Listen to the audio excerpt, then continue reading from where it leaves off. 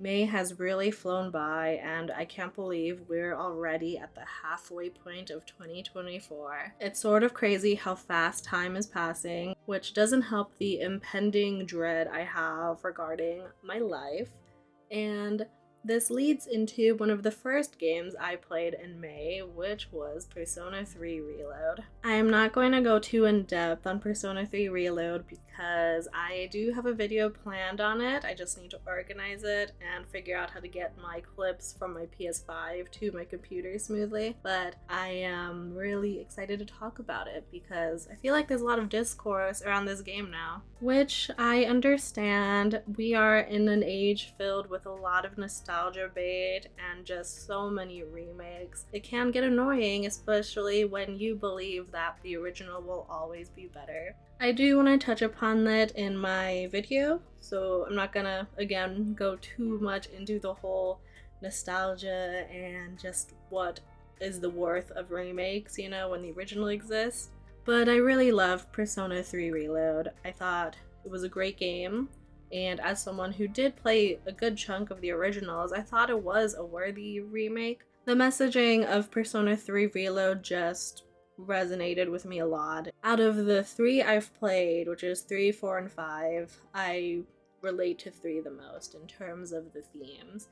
Even though all those games are relatable, I just enjoyed how 3 presented itself overall. The next game I'm going to talk about a bit more because I'm not planning on doing a video for it, mostly because I don't like to review games that took me years to complete or I had years gaps in between. And the game is Mass Effect Andromeda. I actually think this is a good game. I don't think that's much of a hot take anymore because I see more posts praising the game now, but I know when it released, it was a hot mess, and it literally threw BioWare down the drain, not as much as Anthem did, but people hated Andromeda. And I'm not saying those concerns were valid, especially since, if I remember correctly, it was released really buggy, and I hate that. I hate when games release buggy, and I don't think we should excuse games for releasing as a buggy mess and then improving later on. I think it is a history that you need to remember in that game's production. But at the end of the day, at the state I played Andromeda in currently, in the year 2024, I thought it was a good game. The gameplay was fun, driving around in the Tempest was smooth, and I enjoyed the story for what it is. It's not the epic trilogy of Mass Effect. The main character is nothing like Shepard, but it was fun for the story that they were presenting, and I don't think it's bad. Even though they were dealing with serious things, it was a much lighter tone. Editing Ina here, and I just want to say that I stand by that the game is good. But I completely forgot to mention my big issue with it is that it is completely bloated. There was too much put in this game, and that is the reason why it took me so long to finish, because it burnt me out. If they cut out a lot of the stuff that was in this game, I think it would have been so much better, so much more streamlined, and I think people wouldn't have had as much as a problem with it. It was really just a product of its time, a giant open world that became way too much. But yeah, that's it. I just wanted to put this in because that's a pretty big point that I completely forgot to record for some reason. And I do hope they can do more with the Andromeda initiative and not necessarily see these old characters. I mean, with Mass Effect 5, they could go so many ways. They can either do a continuation of the trilogy or do a continuation of Andromeda. So there's a lot of options. Hot take, I don't know if this is a hot take, but I don't think I want to see Shepard as the next protagonist. I'd feel bad for them. I think they need to rest. especially considering what the endings were for Mass Effect 3. It's like, dude, we want Shepard to go through this shit again? Do we really want Shepard to go through this shit again? But, you know, whenever Mass Effect 5 releases, I hope it's good. I hope the gameplay's fun, and I hope I enjoy the story. That's all I can hope for. BioWare, because BioWare is stressing me out lately. The last game I beat is something I technically beat already. It's more like I completed it, and it was Hades. I rolled credits on it last year, or was it 2 years ago? It was pretty recent, and I wanted to get the Feast ending before Hades 2 came out. And I finally got the Feast ending, and then Hades 2 surprise dropped on us, and I bought it right away. I have a review posted about Hades 2, but overall, I loved it. If you want my detailed thoughts, please give it a watch. It's a super strong early access title. I highly recommend it, even with the problems I have with it right now. But if you haven't played the first Hades, I highly recommend you try it first if you're curious.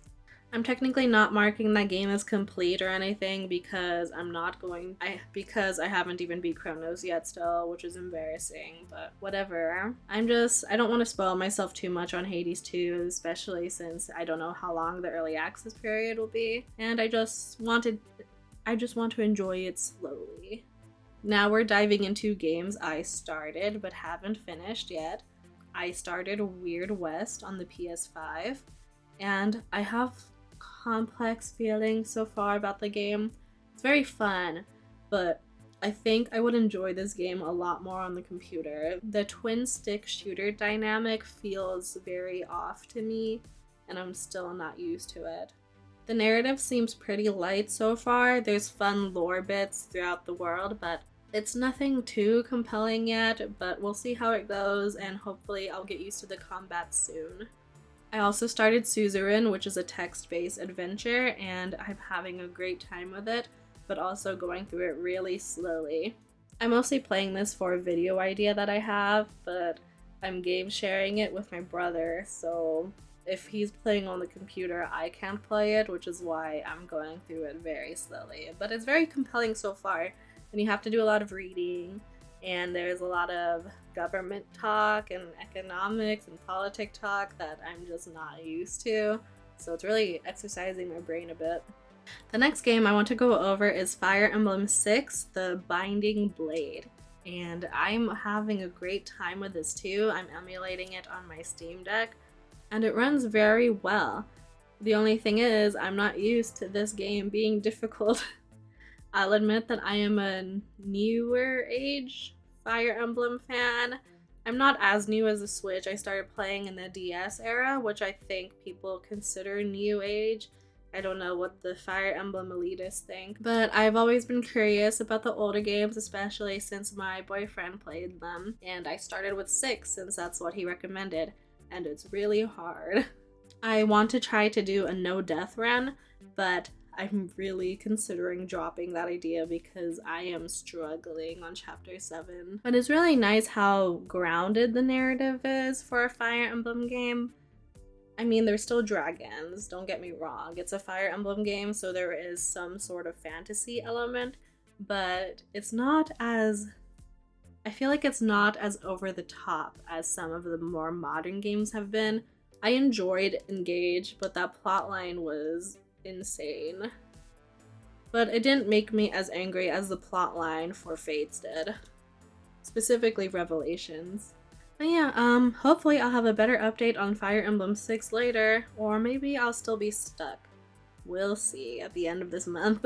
The last game I've been playing, and the game that I've been enjoying the most, is Kingdom Come Deliverance. I'm having an absolute blast. I love playing as Henry. He is my current favorite white boy of the month, and I'm just having a great time. I'm really glad I bought this game, especially with the second one being announced. I'm having a lot of fun exploring the world, leveling up my skills. I'm doing a lot of training because combat in this game is difficult. But it's very rewarding to play, and I want to see Henry's story. I want to see him grow, especially before Kingdom Come Deliverance 2 comes out. I don't know if I'm gonna buy it on launch, but maybe. I'm highly considering it because I'm having a really good time with this game. In between all of this, I have been playing Honkai Star Rail still. I am still working through the Penacony plotline that was introduced in 2.1. I haven't started 2.2 yet, so no spoilers. You might have seen me streaming a little bit of 2.1, and I gave up on that, I'm sorry. I just wanted to get through the story without having to stream it. Good time. It's Honkai Star Rail. I'm having a fun time with it, and I'm trying to pull for Boot Hill. Now, for what I have planned for June, I just really want to beat Kingdom Come Deliverance because I'm having a great time with it. Ideally, I'll beat Fire Emblem 6 too, but who knows? I'm working through it slowly but surely. But what I'm really looking forward to is the Summer Games Fest. The time that I'm recording, it's about 6 days until, no, not even, it's like 5 days until Summer Games Fest, and I'm really looking forward to BioWare's showcase. They don't have a showcase listed, but there's a chance. There's a high chance that Dragon Age 4 is getting announced. Okay, not announced. It's gonna be like the actual trailer, and I'm just so excited for it. I have been waiting too long, but not as long as some other people. The fandom for Dragon Age overall is going a little bit feral over everything, so it'll be exciting to see if we actually get a trailer on Friday. But honestly, if we don't get a trailer on Friday, I might lose my mind a little bit. So depending on what happens on Friday, or even the weekend, expect an influx of Dragon Age videos. I'm not going to become a Dragon Age channel because I cannot focus on one game for the rest of my life. I will always love it, but I do like to switch it up. But I know once that trailer releases, I am going to be yapping the whole entire time about it.